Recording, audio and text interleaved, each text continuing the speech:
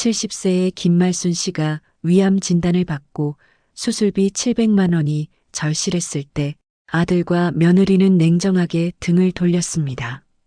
하지만 며칠 뒤 그들이 수억 원짜리 호화 잔치를 벌이는 모습을 목격하게 되는데요. 죄송하지만 어머니께 드릴 돈은 없는데요? 며느리 최서연의 차가운 목소리가 말순 씨의 가슴을 찢어 놓았습니다. 나를 외면한 자식에게 줄 재산은 없다.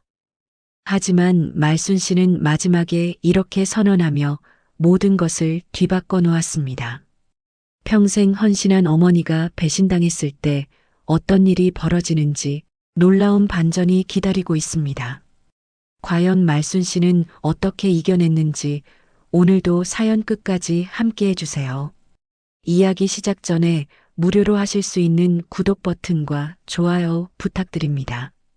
어디에서 듣고 계신지 댓글로 남겨주시면 반갑게 인사드릴게요. 그럼 이제 시작하겠습니다. 나는 5분 만에 아들의 진짜 모습을 확인했습니다. 70세의 김말순 씨는 그날 아침 병원에서 청천벽력 같은 소식을 들었습니다. 위암 초기. 의사의 차분한 목소리가 귓가에 맴돌았습니다. 빨리 수술하시면 완치 가능합니다. 수술비는 700만 원 정도 예상됩니다. 말순 씨의 머릿속이 하얘졌습니다. 평생 모아둔 돈은 이미 손자 민호의 유학비로 건네준 뒤였습니다. 통장 잔고는 고작 50만 원. 집 한 구석에 숨겨둔 비상금까지 털어봐도 200만 원이 전부였습니다. 병원 복도를 터벅터벅 걸어 나오며 말순 씨는 떨리는 손으로 휴대폰을 꺼냈습니다. 화면에 아들 도윤이라는 이름이 떠올랐습니다. 30년 전 남편을 잃고 혼자서 키운 아들. 청소 일을 하며 대학까지 보낸 그 아들이었습니다. 전화벨이 울렸습니다. 한 번, 두 번, 세 번. 여보세요, 엄마. 아들 박도윤의 목소리가 들렸습니다. 평소보다 조금 차가운 느낌이었지만 말순 씨는 애써 밝게 말했습니다. 도윤아, 엄마야. 병원에서 전화하는데 말이지. 왜요? 또 어디 아프세요? 말순 씨는 목이 메었습니다. 위암이라는 말이 쉽게 나오지 않았습니다. 위에 혹이 생겼대. 수술해야 한다고 하는데. 전화 너머로 한숨소리가 들렸습니다. 수술비는 얼마나 나와요? 700만 원이래. 도윤아, 엄마가 평생 모은 돈은 민호 유학비로 다 줬잖니. 지금 손에 있는 돈으론. 엄마, 잠깐만요. 전화 너머로 웅성거리는 소리가 들렸습니다. 며느리 최서연과 뭔가 이야기하는 것 같았습니다. 잠시 후 도윤의 목소리가 다시 들렸습니다. 엄마, 죄송한데 지금 저희도 형편이 어려워서요. 서연이 아버지 사업이 좀 힘들어지셔서. 말순 씨의 가슴이 철렁 내려앉았습니다. 도윤아, 엄마가 죽을 수도 있다는 얘기야. 그렇게 심각한 건 아니잖아요. 위암 초기라고 하셨으면서요. 조금만 기다리시면 저희가 돈을 마련해 볼게요. 그때 전화기 너머로 며느리의 목소리가 선명하게 들렸습니다. 그 돈은 저희 사정 아시면서요? 서연의 차가운 목소리였습니다. 전화를 바꿔받은 며느리가 말했습니다. 어머니, 죄송하지만 지금 저희 집안 사정이 말이 아니에요. 제 아버지 사업이 어려워져서 대출까지 받아야 하는 상황이거든요. 말순 씨는 입술을 깨물었습니다. 서연의 목소리에서 조금의 미안함도 느껴지지 않았습니다. 서연아, 엄마가 지금까지 너희한테. 어머니, 저희도 어려운 건 똑같아요. 민호 유학비까지 다 해드렸는데 더 이상은 무리예요. 뚜뚜뚜. 전화가 끊어졌습니다. 말순 씨는 병원 벤치에 주저앉았습니다. 30년 전 남편 장례식 때도 이렇게 허무하지는 않았습니다. 그때는 아들이라는 희망이 있었으니까요. 내가 뭘 위해 살아왔나? 말순 씨의 눈에서 뜨거운 눈물이 쏟아졌습니다. 새벽 5시에 일어나 청소를 하고 저녁에는 시장에서 야채를 다듬으며 번 돈으로 도윤을 대학까지 보냈습니다. 결혼할 때도 전세금을 마련해줬고 손자가 태어나면 매달 용돈을 챙겨줬습니다. 그런데 정작 자신이 생사의 갈림길에 섰을 때 돌아온 건 냉정한 거절이었습니다.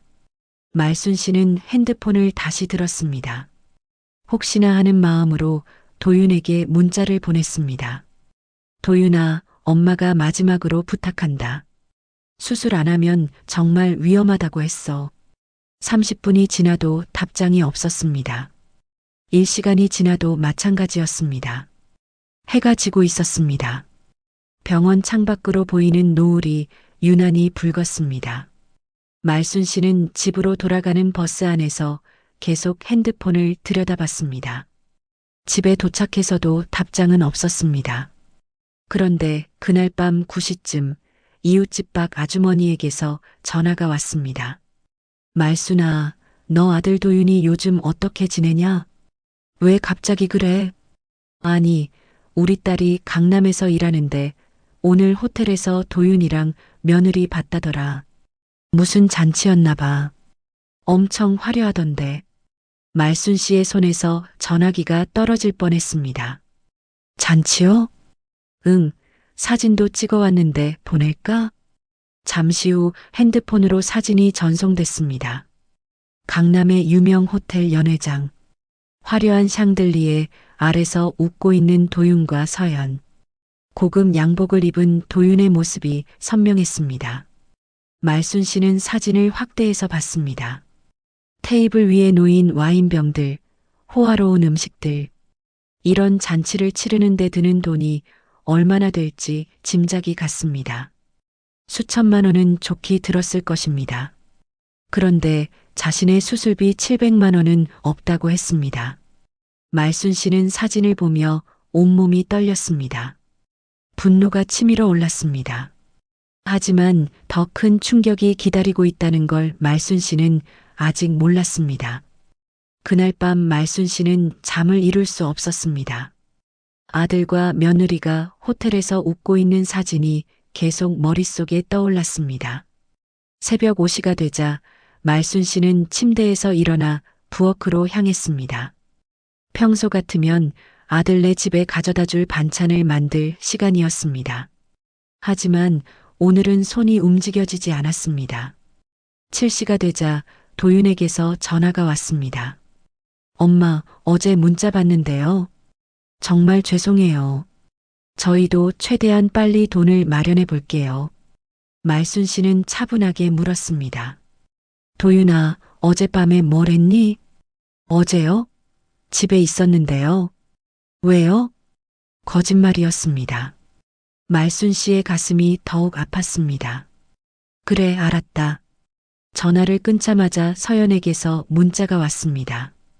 어머니, 어제 저희가 차갑게 말씀드린 거 죄송해요. 하지만 정말 지금 형편이 어려워서요. 말순 씨는 핸드폰을 던져버리고 싶었습니다. 오전 10시 박 아주머니가 집으로 찾아왔습니다. 말순아, 혹시 어제 사진 본 것 때문에 기분 상했나? 아니에요. 고마워요. 우리 딸이 더 자세한 얘기 들었는데 그 잔치가 서연이 아버지 환갑잔치였대. 말순 씨는 깜짝 놀랐습니다. 환갑잔치요? 응, 강남 호텔에서 200명 넘게 초대해서 했다더라. 우리 딸이 보기에도 엄청 화려했다고 하네. 200명 환갑잔치. 강남 호텔에서 그 정도 규모로 잔치를 치르려면 최소 5천만 원은 들 것입니다. 말순 씨는 주저앉고 싶었습니다. 그리고 말순아, 더 충격적인 게 있어. 박 아주머니가 핸드폰을 꺼냈습니다. 우리 딸이 몰래 찍은 건데 도윤이가 축사하는 모습이야. 동영상을 재생하자 도윤의 목소리가 들렸습니다. 장인어른, 오늘 이렇게 성대한 자리를 마련해 주셔서 감사합니다. 저희 가족 모두 행복한 하루입니다. 말순 씨는 눈물이 쏟아졌습니다. 행복한 하루라고 했습니다. 자신의 어머니가 암 진단을 받고 울고 있는 그날의 말입니다. 말순아, 괜찮아?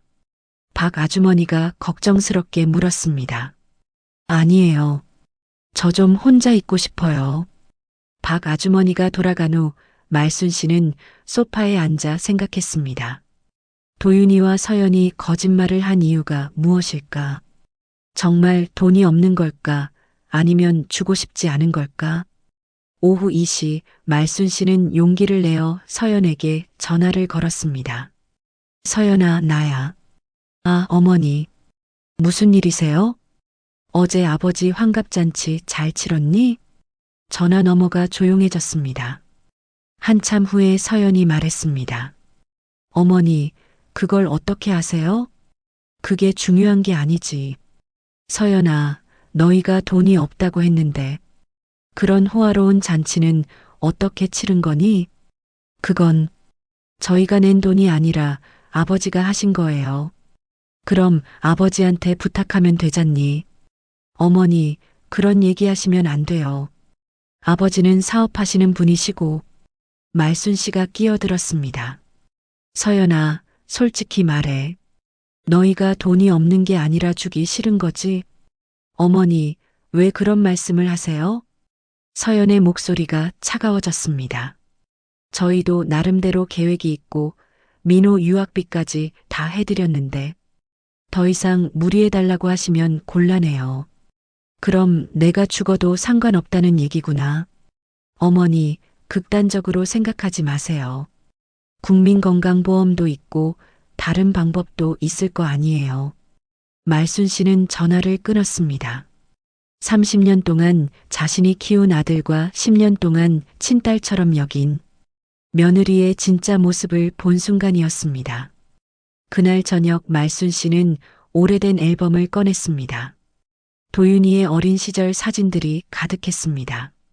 초등학교 입학식 때 새 책가방을 메고 환하게 웃던 모습, 중학교 졸업식 때 1등상을 받고 기뻐하던 모습, 대학 합격 통지서를 받고 말순 씨를 껴안던 모습. 내가 뭘 잘못했을까? 말순 씨는 중얼거렸습니다. 너무 많이 사랑한 게 잘못이었을까요? 너무 많이 베푼 게 잘못이었을까요? 그런데 말순 씨는 아직 몰랐습니다. 이 모든 아픔이 더 큰 반전의 시작에 불과하다는 것을, 그리고 곧 자신에게도 선택의 기회가 올 것이라는 것을 말입니다.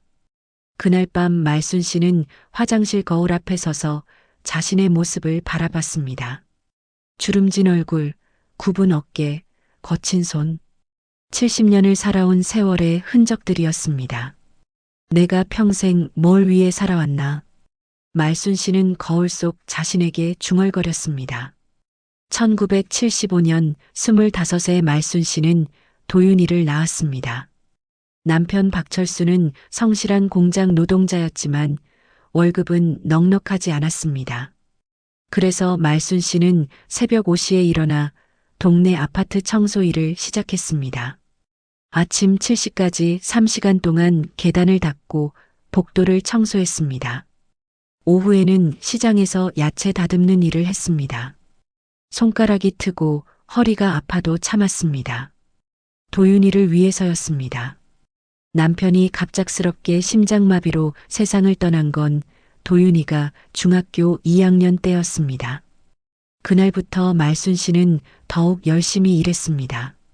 새벽 청소일에 저녁 식당 설거지까지 추가했습니다. 하루에 4시간도 못 자는 날이 많았습니다.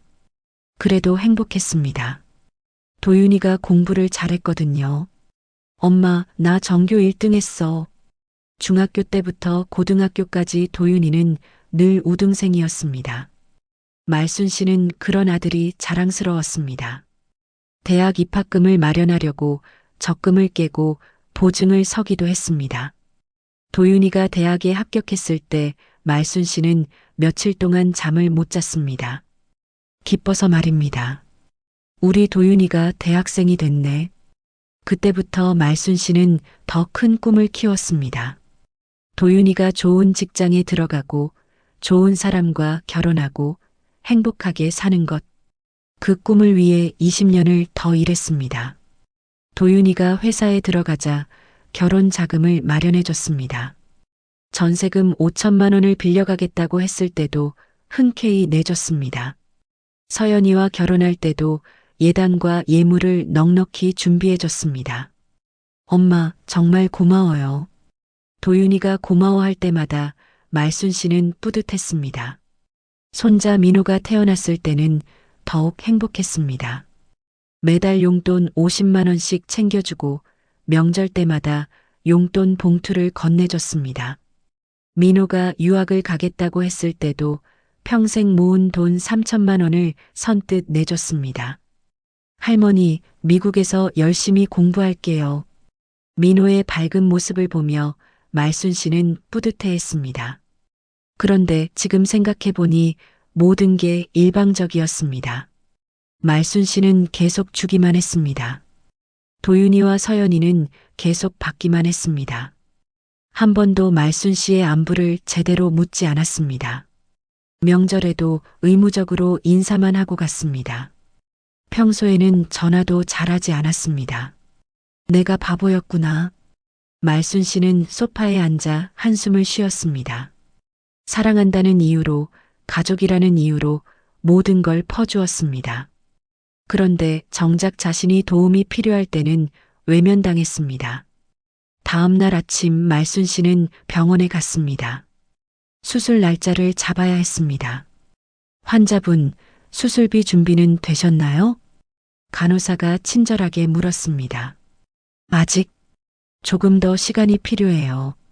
그러시면 일단 대기 명단에 올려드릴게요. 하지만 너무 늦어지면 안 되니까 빨리 준비해 주세요. 말순 씨는 고개를 끄덕였습니다. 병원 로비에 앉아 있는데 익숙한 목소리가 들렸습니다. 말순아. 고개를 돌리니 고등학교 동창 윤혜정이 서 있었습니다. 혜정아. 40년 만에 만나는 친구였습니다. 어머, 말순이 맞네. 뭐하러 병원에 왔어?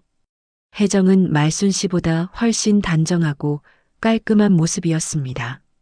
나는 건강검진하러 왔어. 너는? 말순 씨는 차마 위암이라는 말을 하지 못했습니다. 나는 여기서 재단 일을 해. 어려운 환자들 돕는 일이야. 혜정은 밝게 웃었습니다. 재단? 응, 의료비 지원하는 사회복지재단이야. 요즘 혼자 사시는 어르신들 중에 병원비 때문에 고생하시는 분들이 많더라고. 말순 씨의 눈이 번쩍 떴습니다. 그런 일을 하는구나. 그럼 우리 커피 한잔 할까? 오랜만에 만났는데. 카페에서 혜정이 말했습니다. 말순아, 너 얼굴이 안 좋아 보인다. 무슨 일 있어? 말순 씨는 망설였습니다. 하지만 40년 친구 앞에서 더 이상 감출 수가 없었습니다. 사실은 말순 씨는 위암 진단부터 아들과 며느리에게 거절당한 이야기까지 모두 털어놨습니다. 혜정의 표정이 점점 심각해졌습니다. 말순아, 그동안 정말 고생 많았구나. 혜정이 말순 씨의 손을 잡았습니다. 세상에 그런 자식들이 어디 있어. 평생 그렇게 헌신했는데 내가 너무 많이 줬나 봐. 그래서 당연하게 생각하는 것 같아. 말순 씨의 목소리가 떨렸습니다. 아니야, 내가 잘못한 게 아니야. 부모 은혜를 모르는 자식들이 문제지. 혜정이 단호하게 말했습니다. 그런데 말순아, 혹시 우리 재단 도움을 받을 생각 있어? 말순 씨는 깜짝 놀랐습니다. 정말? 물론이지. 내가 지금까지 얼마나 선하게 살아왔는데. 이제 도움받을 때야. 말순 씨의 눈에서 눈물이 쏟아졌습니다. 40년 만에 만난 친구가 가족보다 더 따뜻했습니다. 그 순간 말순 씨는 깨달았습니다. 진짜 가족은 핏줄이 아니라 마음으로 맺어지는 것이라는 걸 말입니다. 하지만 말순 씨는 아직 몰랐습니다. 앞으로 더 큰 변화가 기다리고 있다는 것을 말입니다. 다음 날 아침 혜정에게서 전화가 왔습니다. 말순아, 어제 내 이야기 듣고 밤새 생각해봤어. 혜정아, 미안해.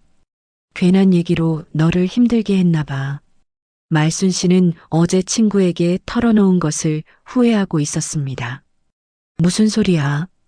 친구가 어려울 때 도와주는 게 당연하지.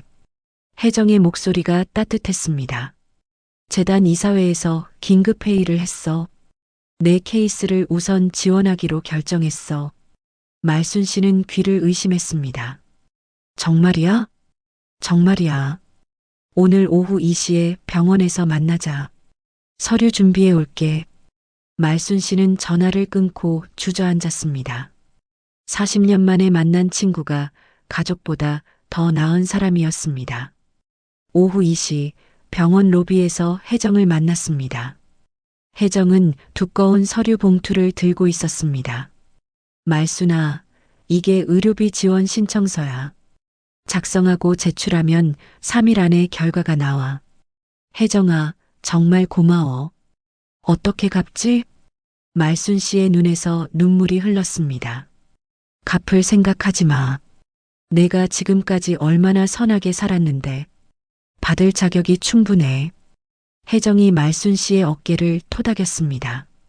그때 혜정의 핸드폰이 울렸습니다. 여보세요? 네, 재단 윤혜정입니다. 잠시 통화를 하더니 혜정이 웃으며 말했습니다. 말순아, 더 좋은 소식이 있어. 방금 이사장님께서 내 케이스를 특별 긴급 지원으로 승인해 주셨어. 그게 무슨 뜻이야? 내일 당장 수술비 전액을 지원한다는 뜻이야. 말순 씨는 믿을 수가 없었습니다. 며칠 전만 해도 절망의 나락에 있었는데 갑자기 모든 것이 해결됐습니다. 혜정아, 내가 뭘 해줘야 하지? 아무것도 안 해도 돼. 그냥 건강하게 수술받고 완쾌하기만 하면 돼. 병원에서 수술 날짜를 다음 주 화요일로 잡았습니다. 의사가 말했습니다. 다행히 초기라서 수술만 잘 받으시면 완치 가능합니다. 걱정 마세요. 말순 씨는 집으로 돌아오는 길에 하늘을 올려다봤습니다. 파란 하늘이 이렇게 아름다워 보인 적이 언제였을까요? 그날 저녁 도윤에게서 전화가 왔습니다. 엄마, 수술비 마련은 어떻게 되고 있어요? 도윤아, 해결됐어. 네. 어떻게요? 도윤의 목소리에 당황스러운 기색이 역력했습니다. 친구가 도와줬어. 재단에서 지원해준다고 하네. 어떤 친구요? 고등학교 동창이야. 혜정이라고. 잠시 침묵이 흘렀습니다. 그럼 수술은 언제 하세요? 다음 주 화요일이야. 아, 그렇군요. 그럼 저희가 병원에 갈게요. 말순 씨는 차가운 목소리로 대답했습니다. 아니야, 괜찮어. 혜정이가 함께 있어줄 거야. 엄마, 그래도 저희가 가족인데. 가족? 말순 씨가 중얼거렸습니다. 도윤아, 가족이면 어머니가 죽을 수도 있다고 했을 때 도와주는 거 아니야? 엄마, 그건. 됐어. 수술 잘 받고 연락드릴게. 말순 씨는 전화를 끊었습니다. 30분 후 서연에게서 문자가 왔습니다. 어머니, 수술 잘 받으세요. 저희도 마음은 있었는데 형편이 어려워서 죄송했어요. 말순 씨는 문자를 읽고 쓴웃음을 지었습니다. 이제 와서 변명이라니. 수술 전날 밤 혜정이 집으로 찾아왔습니다. 손에는 과일 바구니와 꽃다발을 들고 있었습니다. 말순아, 내일 수술 긴장되지? 응, 조금. 하지만 내가 있어서 든든해. 두 사람은 차를 마시며 옛날 이야기를 나눴습니다. 고등학교 때의 추억, 첫사랑 이야기, 젊은 시절의 꿈들. 말순아, 우리 진짜 오랜만에 이렇게 얘기하네. 그러게. 이런 일이 아니었으면 언제 다시 만났을까? 세옹지 마라는 말이 있잖아. 나쁜 일이 좋은 일로 바뀔 수도 있는 거야. 혜정의 말에 말순 씨는 고개를 끄덕였습니다. 다음 날 오전 9시 수술실에 들어가기 전에 혜정이 말했습니다. 말순아, 수술 끝날 때까지 여기서 기다릴게. 걱정하지 마. 고마워, 혜정아. 수술은 3시간 만에 무사히 끝났습니다. 의사가 나와서 말했습니다. 수술 아주 잘 됐습니다. 암세포를 완전히 제거했어요. 회복실에서 깨어난 말순 씨는 혜정의 얼굴을 제일 먼저 봤습니다. 말순아, 수술 성공했어. 혜정이 환하게 웃었습니다. 그때 도윤과 서연이 병실로 들어왔습니다. 엄마, 괜찮으세요? 어머니, 수술 잘 받으셨네요. 말순 씨는 그들을 차갑게 바라봤습니다. 누가 오라고 했나요? 엄마, 저희가 가족인데 당연히 와야죠. 도윤이 당황스럽게 말했습니다. 가족은 어려울 때 도와주는 거예요. 돈이 있을 때만 가족인 게 아니라. 말순 씨의 목소리가 차가웠습니다. 서연이 어색하게 웃으며 말했습니다. 어머니, 저희도 정말 형편이 어려워서. 됐어요. 이제 혼자서도 잘 살 수 있으니까 신경 쓰지 마세요. 도윤과 서연은 어쩔 줄 몰라 했습니다. 혜정이 나서서 말했습니다. 환자가 쉬어야 하니까 오늘은 이만 가보세요. 두 사람이 나간 후 혜정이 말했습니다. 말순아, 마음이 많이 상했구나. 응, 이제 정말 끝인 것 같아. 내 아들이 아닌 것 같아. 말순 씨의 눈에서 눈물이 흘렸습니다. 하지만 이건 시작에 불과했습니다. 진짜 반전은 이제부터였습니다. 수술 후 일주일이 지나 말순 씨는 퇴원했습니다. 혜정이 집까지 바래다 주며 말했습니다. 말순아, 이제 집에서 푹 쉬어. 한 달 정도 지나면 완전히 회복될 거야. 혜정아, 정말 고마워. 너 아니었으면 어떻게 됐을지 몰라. 친구 사이에 무슨 그런 말을 해. 몸조리 잘하고 뭔가 필요하면 언제든 연락해. 혜정이 돌아간 후 말순 씨는 오랜만에 혼자 집에 앉아 있었습니다. 조용한 집안이 쓸쓸하기도 하고 평온하기도 했습니다.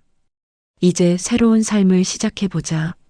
말순 씨는 중얼거리며 방 정리를 시작했습니다. 오래된 옷들을 정리하고 먼지가 쌓인 서랍들을 하나씩 열어봤습니다. 그러다가 침실 깊숙한 곳에 있는 오래된 서랍을 발견했습니다. 남편 박철수가 생전에 쓰던 책상 서랍이었습니다. 20년 동안 한 번도 열어보지 않았던 서랍이었습니다. 서랍을 열자 먼지 냄새와 함께 낡은 서류들이 나왔습니다. 보험증서, 통장, 그리고 부동산 관련 서류들. 그 중에 노란색으로 변색된 토지대장 등본이 눈에 띄었습니다. 이게 뭐지? 말순 씨는 서류를 자세히 들여다봤습니다.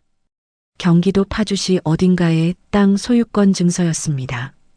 면적은 2,000평.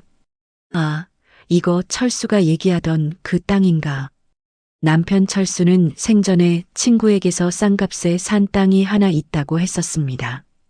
잡초만 무성하고 아무 쓸모없는 땅이라며 항상 한숨을 쉬었던 그 땅 말입니다. 그냥 버려둬야겠다고 했던 땅이었습니다. 말순 씨도 그 땅에 대해서는 신경 쓰지 않았습니다. 어차피 시골 깊숙한 곳의 농지였고 갈 수도 없는 곳이었으니까요. 하지만 오늘 이 서류를 보니 궁금해졌습니다. 그 땅이 지금은 어떻게 됐을까? 말순 씨는 인터넷을 검색해 봤습니다. 파주시 부동산 개발 현황을 찾아봤습니다. 그런데 깜짝 놀랄 일이 벌어졌습니다. 남편이 남긴 땅의 주소와 똑같은 곳이 뉴스에 나와 있었습니다. 파주 운정 신도시 3차 개발지구 확정. 기사를 읽어보니 더욱 놀라웠습니다. 바로 그 지역이 내년부터 대규모 아파트 단지와 상업지구로 개발된다는 내용이었습니다. 이게 정말 우리 땅이 맞나? 말순 씨는 다시 토지대장을 확인했습니다. 주소가 정확히 일치했습니다. 그럼 이 땅의 현재 가치는 얼마나 될까요? 말순 씨는 부동산 중개업소에 전화를 걸었습니다. 여보세요. 파주 운정 쪽 땅 시세 좀 알고 싶은데요. 어느 지역이신가요? 주소를 알려주자 중개업소 직원이 깜짝 놀랐습니다. 어머, 그 지역이면 지금 가격이 엄청나게 올랐어요. 평당 400만 원은 좋게 나갈 거예요. 400만 원? 말순 씨는 계산기를 두드려 봤습니다. 2,000평 곱하기 400만 원. 80억 원. 말순 씨는 계산기를 다시 확인했습니다. 정말 80억 원이 맞았습니다. 세상에. 말순 씨는 주저앉았습니다. 아들과 며느리가 700만 원 수술비를 거절하며 돈이 없다고 했는데 자신에게는 80억 원이 넘는 땅이 있었던 것입니다. 물론 말순 씨 자신도 몰랐던 사실이었지만 말입니다. 다음 날 말순 씨는 직접 파주로 가봤습니다. 20년 동안 가보지 않았던 그 땅을 확인하러 갔습니다. 택시를 타고 1시간을 달려 도착한 곳은 정말 놀라웠습니다. 예전에 잡초만 무성하던 빈 땅은 온데간데 없었습니다. 대신 대형 굴삭기들이 부지런히 움직이며 공사를 하고 있었습니다. 신도시 개발 예정지라는 큰 현수막이 걸려 있었습니다. 정말 우리 땅이 맞네.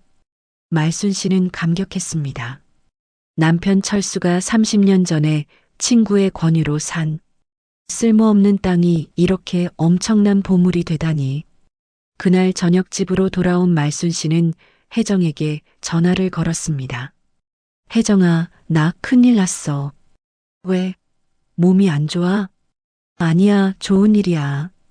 우리 집에 숨겨진 보물이 있었어. 말순 씨는 땅 이야기를 자세히 해줬습니다. 세상에 말순아. 정말? 혜정도 깜짝 놀랐습니다. 응, 내일 공인중개사하고 같이 정확한 감정평가를 받아볼 거야. 와, 말순아. 이제 정말 걱정 없겠네. 하지만 말순 씨는 복잡한 심정이었습니다. 기쁘기도 하고 한편으로는 씁쓸하기도 했습니다. 만약 이 사실을 아들과 며느리가 알게 되면 어떨까요? 700만 원도 아까워하던 그들이 80억 원을 보면 어떤 반응을 보일까요? 아마 태도가 180도 바뀔 거야. 말순 씨는 중얼거렸습니다. 그리고 며칠 후 말순 씨의 예상은 정확히 들어맞았습니다. 어디서 소문을 들었는지 도윤과 서연이 갑자기 효자와 효부로 변신했습니다. 하지만 말순 씨는 이미 그들의 진짜 모습을 봐버렸습니다. 이제 진짜 승부가 시작되는 것이었습니다. 토지 감정평가 결과가 나온 지 사흘 후였습니다. 말순 씨는 아침 일찍부터 현관문 벨소리에 잠이 깼습니다. 누구세요? 엄마, 저 도윤이에요. 아들의 목소리가 평소보다 훨씬 밝고 경쾌했습니다. 말순 씨가 문을 열자 도윤과 서연이 환한 미소를 지으며 서 있었습니다. 손에는 큰 과일 바구니와 한약이 들려 있었습니다. 엄마, 몸은 어떠세요? 수술 후에 제대로 문안드리지 못해서 죄송해요. 도윤의 목소리가 꿀 떨어지듯 달콤했습니다. 어머니, 몸조리 잘하고 계시죠? 보약도 사왔어요. 서연도 평소와는 완전히 다른 모습이었습니다. 말순 씨는 냉정하게 그들을 바라봤습니다. 갑자기 웬일이에요? 엄마, 그런 말씀 마세요. 저희가 가족인데 당연히 챙겨드려야죠.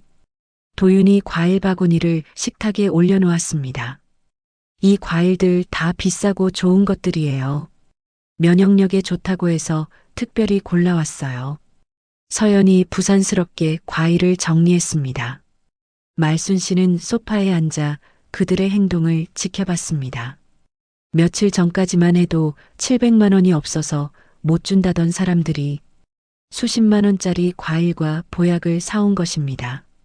어머니, 저희가 집 청소도 해드릴게요. 서연이 앞치마를 두르며 말했습니다. 아니에요, 괜찮아요. 어머니, 수술 받으신 분이 뭘 하시려고 해요?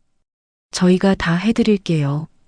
서연은 말순 씨의 말을 듣지 않고 청소를 시작했습니다. 도윤은 부엌에서 미역국을 끓이기 시작했습니다.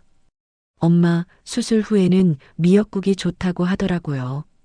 제가 직접 끓여드릴게요. 30년 만에 보는 아들의 요리 모습이었습니다. 어릴 때도 라면 하나 제대로 끓여본 적이 없던 아들이 말입니다. 오후가 되자 도윤이 조심스럽게 말을 꺼냈습니다. 엄마, 혹시 요양원 생각해 보신 적 있으세요? 요양원? 네, 요즘 좋은 요양원들이 많더라고요. 전문 간병인들이 24시간 케어해주고. 말순 씨가 날카롭게 물었습니다. 왜 갑자기 요양원 얘기를 하는 거야? 아, 그게 아니라 엄마 혼자 계시면 저희가 걱정돼서요. 도윤이 어색하게 웃었습니다.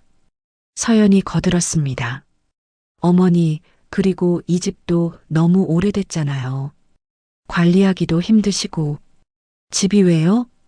아니, 요즘 부동산 시세가 좋아서 팔면 괜찮은 금액이 나올 것 같아서요. 드디어 본론이 나왔습니다. 말순 씨는 속으로 쓴웃음을 지었습니다. 그래서 집을 팔고 요양원에 가라는 얘기네요? 꼭 그런 건 아니고 어머니께서 편하게 지내실 수 있는 방법을 생각해 본 거예요. 도윤의 목소리에서 조바심이 느껴졌습니다. 그때 서연이 더 직접적으로 말했습니다. 어머니, 혹시 다른 땅이나 부동산 같은 것도 정리하실 생각 없으세요? 말순 씨의 눈이 번쩍 뜨였습니다. 다른 땅이 뭐예요? 아, 그냥 아버지께서 생전에 뭔가 남겨두신 게 있으실까 봐서요. 서연이 어색하게 웃었습니다. 말순 씨는 확신했습니다. 이 사람들이 파주 땅 소식을 알고 있다는 것을. 누가 그런 얘기를 했나요? 아무도 안 했는데요. 그냥 혹시나 해서. 도윤이 당황하며 말했습니다.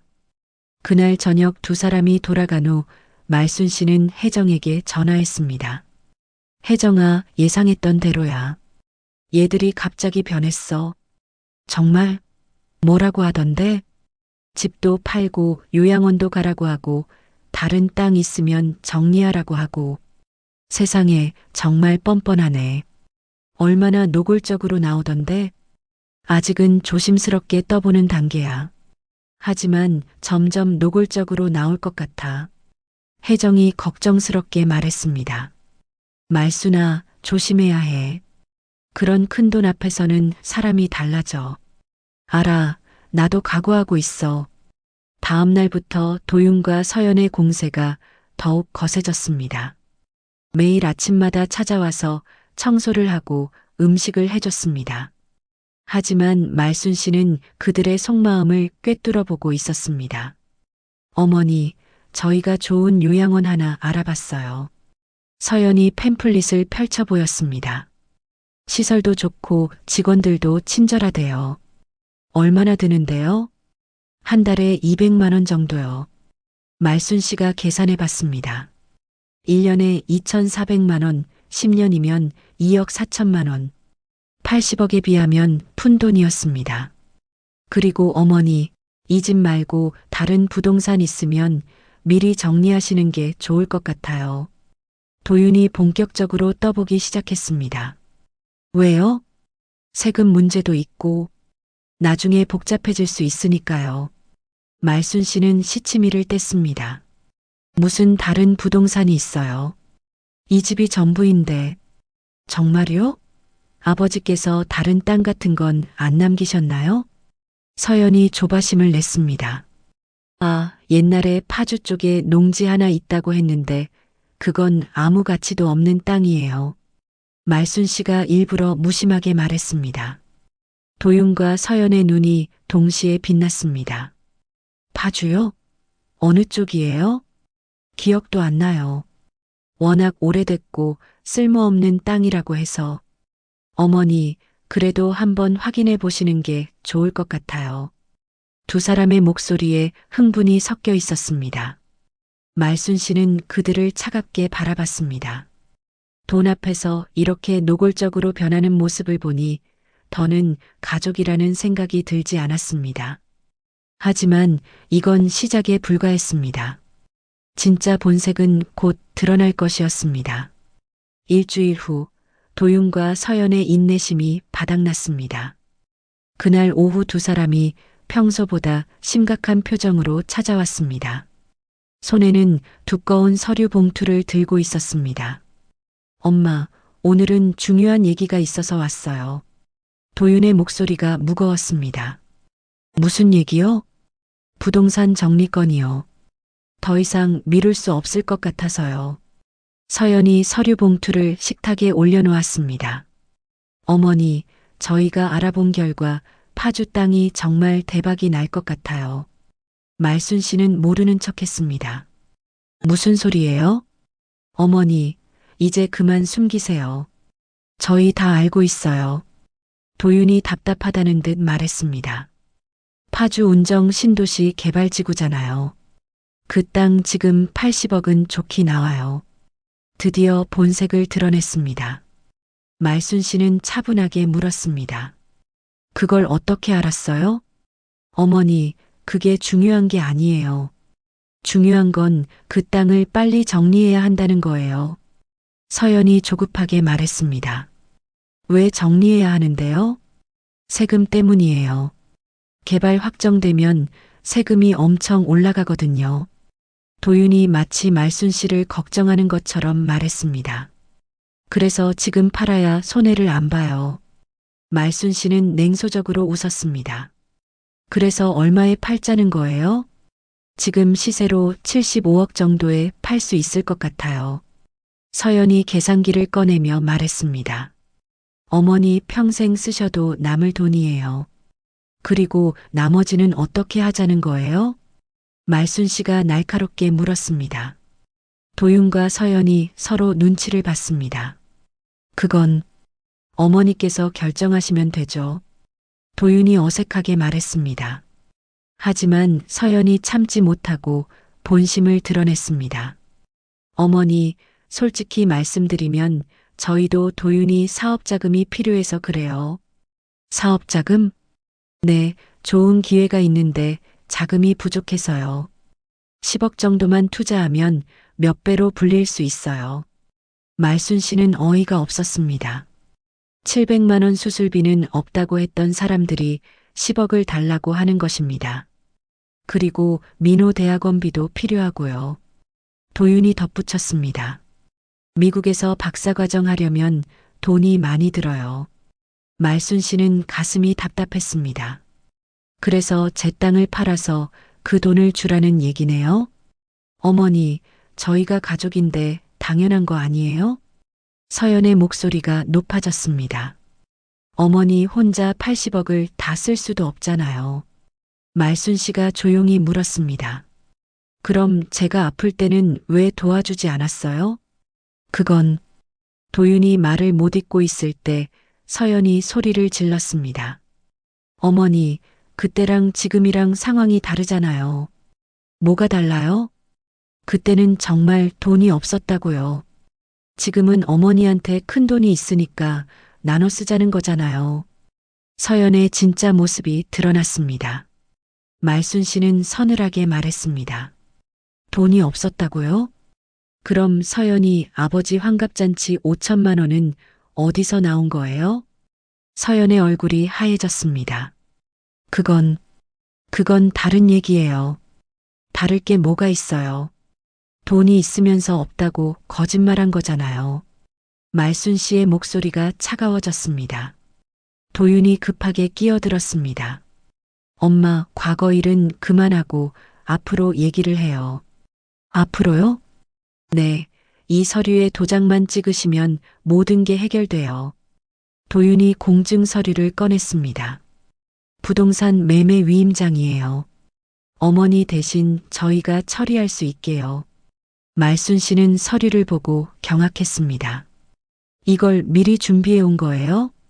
어머니, 복잡한 절차 때문에 어머니께서 고생하실 필요 없어요. 서연이 인감 도장까지 꺼냈습니다. 여기 도장만 찍으시면 돼요. 말순 씨는 분노가 치밀어 올랐습니다. 제가 바보로 보여요? 어머니, 왜 그러세요? 80억짜리 땅을 그냥 넘기라고요? 말순 씨가 서류를 밀어냈습니다. 그때 서연이 돌변했습니다. 어머니, 어차피 나중에는 저희가 상속받을 땅이에요. 뭐라고요? 지금 주나 나중에 주나 마찬가지잖아요. 서연이 소리를 질렀습니다. 도윤도 가세했습니다. 엄마, 저희 말이 틀린 말이에요? 어차피 저희 것이 될 땅인데. 말순 씨는 몸이 부들부들 떨렸습니다. 이 사람들이 정말. 그때 서연이 말순 씨에게 다가가며 강요하기 시작했습니다. 어머니, 빨리 도장 찍으세요. 싫어요. 말순 씨가 뒤로 물러서려다가 발을 헛디뎠습니다. 쿵. 말순 씨가 바닥에 넘어졌습니다. 아야. 말순 씨가 허리를 부여잡았습니다. 그런데 도윤과 서연은 말순 씨를 일으켜 세우려고 하지 않았습니다. 오히려 이 기회에 도장을 찍게 하려고 했습니다. 어머니, 일어나셔서 빨리 도장만 찍으세요. 그때 현관문이 벌컥 열렸습니다. 경찰입니다. 경찰 2명이 들어왔습니다. 도윤과 서연은 깜짝 놀라 얼어붙었습니다. 신고받고 왔습니다. 노인 학대 신고가 들어왔는데요. 혜정이 뒤에서 걱정스럽게 들어왔습니다. 말순아, 괜찮아? 말순 씨를 일으켜 세우며 혜정이 경찰에게 말했습니다. 이분들이 노인분한테 강제로 도장을 찍게 하려고 했어요. 경찰이 서류를 보더니 심각한 표정을 지었습니다. 80억 원짜리 부동산을 강제로 양도하게 하려고 했네요. 도윤과 서연은 아무 말도 하지 못했습니다. 그들의 진짜 모습이 완전히 드러난 순간이었습니다. 경찰이 돌아간 후 말순 씨는 혜정과 함께 소파에 앉아 있었습니다. 온몸이 떨렸습니다. 30년 동안 키운 아들이 자신을 넘어뜨려가며 재산을 빼앗으려 했다는 사실이 믿어지지 않았습니다. 말순아, 괜찮아? 혜정이 걱정스럽게 물었습니다. 고마워, 혜정아. 너 없었으면 어떻게 됐을지 몰라. 말순 씨는 혜정의 손을 꼭 잡았습니다. 어떻게 경찰을 부를 생각을 했어? 너한테 전화했는데 통화가 안 되더라고. 혹시나 해서 집에 왔는데 창문으로 보니까 서연이가 너를 밀치고 있는 거야. 혜정이 분노에 찬 목소리로 말했습니다. 그래서 바로 112에 신고했지. 말순 씨는 눈물을 흘렸습니다. 내가 뭘 잘못했을까, 혜정아. 말순아, 내가 잘못한 게 아니야. 너무 많이 베풀었을 뿐이야. 그날 밤 말순 씨는 잠을 이룰 수 없었습니다. 도윤이의 어린 시절부터 지금까지의 모든 순간들이 머릿속을 스쳐 지나갔습니다. 첫 걸음마를 뗄 때의 기쁨, 초등학교 입학식의 설렘, 대학 합격 소식에 눈물 흘렸던 날, 결혼식에서 행복해하던 모습, 그 모든 게 가짜였나? 말순 씨는 중얼거렸습니다. 다음 날 아침 일찍 혜정이 찾아왔습니다. 말순아, 어젯밤에 잠 못 잤지? 응, 계속 생각이 나더라고. 그럴 줄 알았어. 그래서 내가 좋은 제안을 가져왔어. 혜정이 미소를 지으며 말했습니다. 무슨 제안? 우리 재단에서 내 땅을 기부받고 싶어 해. 말순 씨는 깜짝 놀랐습니다. 기부? 응, 80억이면 정말 많은 어르신들을 도울 수 있어. 의료비 지원도 하고 생활비 지원도 하고. 말순 씨는 생각에 잠겼습니다. 하지만 그럼 나는 어떻게 살아? 그건 걱정 마. 재단에서 내 평생 생활비는 책임질 거야.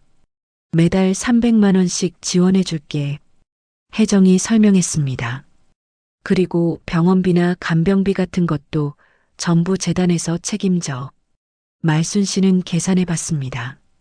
매달 300만 원이면 충분히 여유롭게 살 수 있었습니다. 그리고 무엇보다 탐욕스러운 아들과 며느리에게 한 푼도 주지 않을 수 있었습니다. 혜정아, 시간을 좀 줘. 생각해 볼게. 물론이지. 천천히 생각해. 그날 오후 도윤에게서 전화가 왔습니다. 엄마, 어제는 정말 죄송했어요. 이제 와서 사과해도 소용없어요. 말순 씨의 목소리가 차가웠습니다. 엄마, 저희가 너무 급하게 생각했나 봐요. 다시 차근차근 얘기해요. 할 얘기 없어요. 엄마, 그래도 저희가 가족인데. 말순 씨가 끼어들었습니다. 가족이요?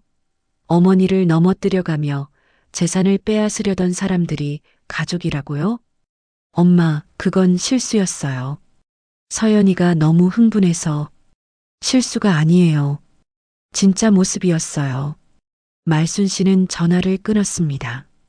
30분 후 서연에게서 문자가 왔습니다. 어머니, 정말 죄송해요. 제가 너무 성급했어요. 다시 기회를 주세요. 말순 씨는 문자를 삭제했습니다. 저녁 무렵 도윤과 서연이 집 앞에서 기다리고 있었습니다. 엄마, 나와서 얘기해요. 도윤이 문 밖에서 소리쳤습니다. 어머니, 저희가 잘못했어요. 서연도 울음 섞인 목소리로 외쳤습니다. 하지만 말순 씨는 문을 열지 않았습니다. 1시간을 기다리다가 그들은 포기하고 돌아갔습니다.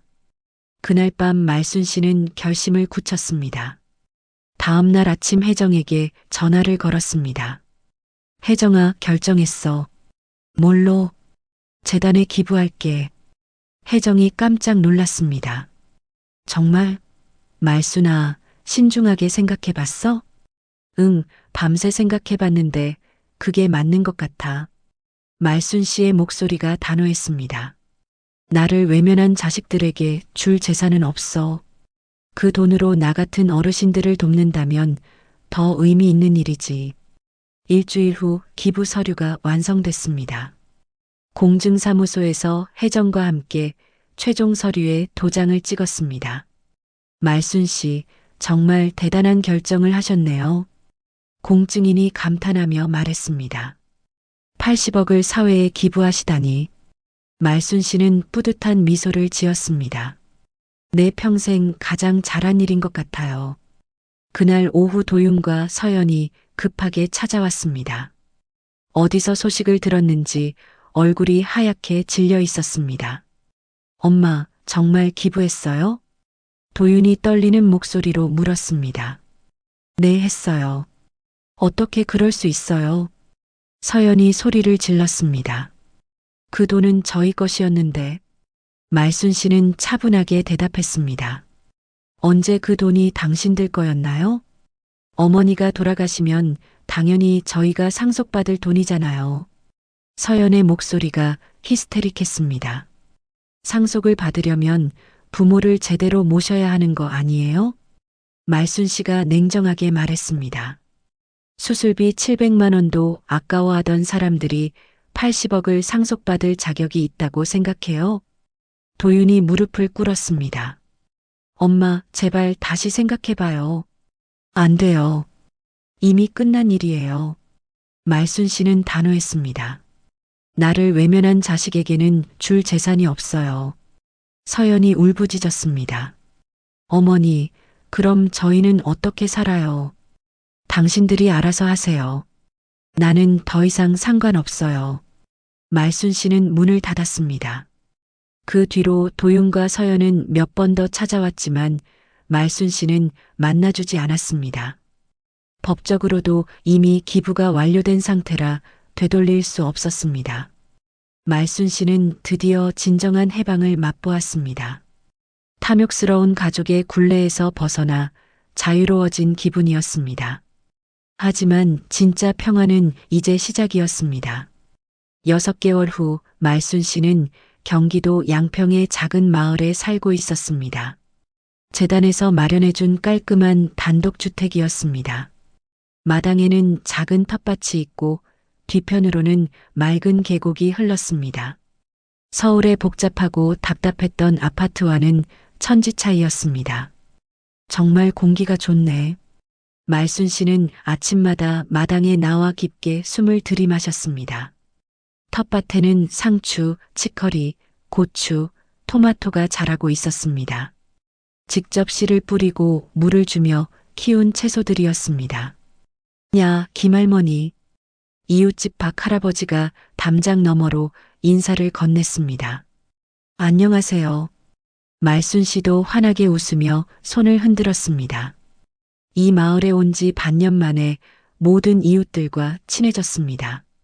서울에 살 때는 옆집 사람 얼굴도 몰랐는데 여기서는 모두가 가족 같았습니다. 할머니, 오늘도 텃밭 가꾸세요? 마을 아이들이 학교 가는 길에 인사를 했습니다. 그래, 우리 철수야. 공부 열심히 하고 와. 말순 씨는 아이들이 귀여워서 항상 과자나 사탕을 나눠줬습니다. 오전에는 텃밭을 가꾸고 오후에는 마을 경로당에서 다른 어르신들과 시간을 보냈습니다. 화투도 치고 옛날 이야기도 나누고 때로는 함께 산책도 했습니다. 말순 씨 정말 편해 보여요. 경로당 회장인 최 할머니가 말했습니다. 처음 왔을 때보다 얼굴이 훨씬 밝아졌어요. 정말요?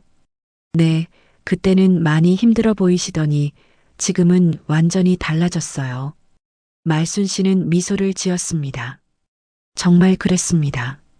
서울에 있을 때는 매일이 불안하고 답답했는데 여기서는 매일이 평온했습니다.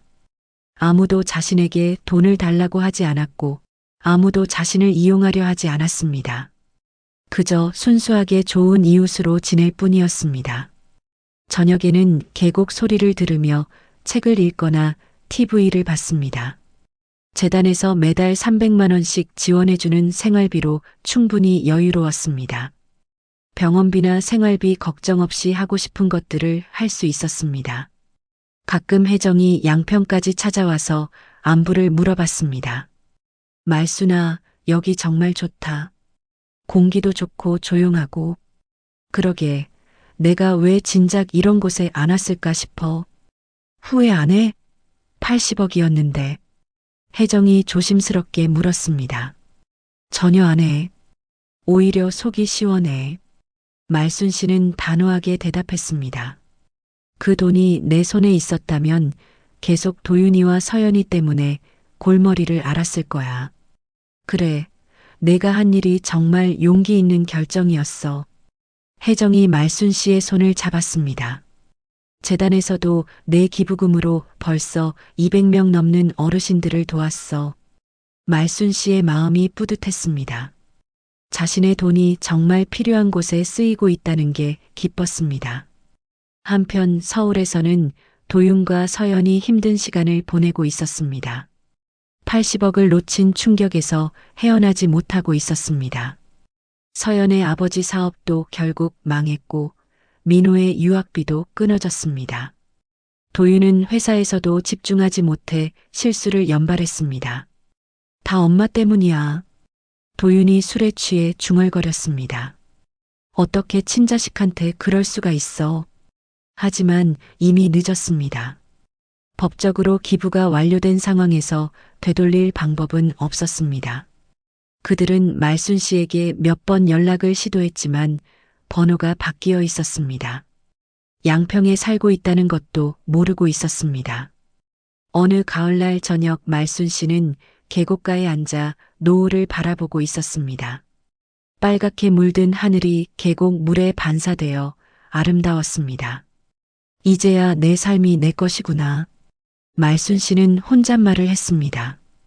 70년을 살면서 처음으로 진정한 자유를 맛보고 있었습니다. 아무도 자신에게 무엇을 요구하지 않았고 아무도 자신을 이용하려 하지 않았습니다. 그저 김말순이라는 한 사람으로 존중받고 있었습니다. 마을 아이들이 뛰어노는 소리가 들렸습니다. 할머니, 같이 놀아요. 아이들이 말순 씨에게 달려왔습니다. 그래, 할머니가 옛날 이야기 해줄게. 말순 씨는 아이들을 무릎에 앉히고 재미있는 옛날 이야기를 들려줬습니다. 아이들의 맑은 웃음소리가 계곡에 울려 퍼졌습니다. 이런 순간들이 말순 씨에게는 80억보다 더 소중했습니다. 진정한 사랑과 관심은 돈으로 살 수 없다는 걸 깨달았습니다. 그날 밤 말순 씨는 일기를 썼습니다. 오늘도 행복한 하루였다. 텃밭에서 딴 토마토로 샐러드를 만들어 먹었고 이웃 할머니들과 즐거운 시간을 보냈다. 아이들과도 재미있게 놀았다. 돈이 많을 때보다 지금이 훨씬 더 행복하다. 창밖으로 별이 총총했습니다. 서울에서는 볼 수 없었던 아름다운 별들이었습니다. 철수야, 고마워. 내가 남겨준 땅 덕분에 내가 새로운 삶을 찾을 수 있었어. 말순 씨는 하늘의 남편에게 말했습니다. 그리고 나는 이제 정말 자유야. 아무에게도 얽매이지 않고 내가 하고 싶은 대로 살 수 있어. 말순 씨의 얼굴에 평온한 미소가 떠올랐습니다. 70년의 인생에서 처음으로 진정한 평화를 찾은 것이었습니다. 부모의 희생을 당연하게 여기던 자식들은 결국 아무것도 얻지 못했고 스스로 존엄을 지켜낸 어머니만이 진정한 행복을 얻었습니다. 돈보다 소중한 것이 무엇인지, 진정한 가족이란 무엇인지 깨닫게 해주는 이야기였습니다. 말순 씨의 새로운 삶은 이제 막 시작되었습니다. 여러분, 오늘의 사연 어떠셨나요? 말순 씨 이야기가 마음에 드셨다면 꼭 구독과 좋아요 눌러주세요. 댓글로 오늘 주인공들에게 응원의 메시지도 남겨주세요. 여러분의 따뜻한 댓글이 큰 힘이 됩니다. 다음 주에는 또 다른 감동적인 이야기로 찾아뵙겠습니다.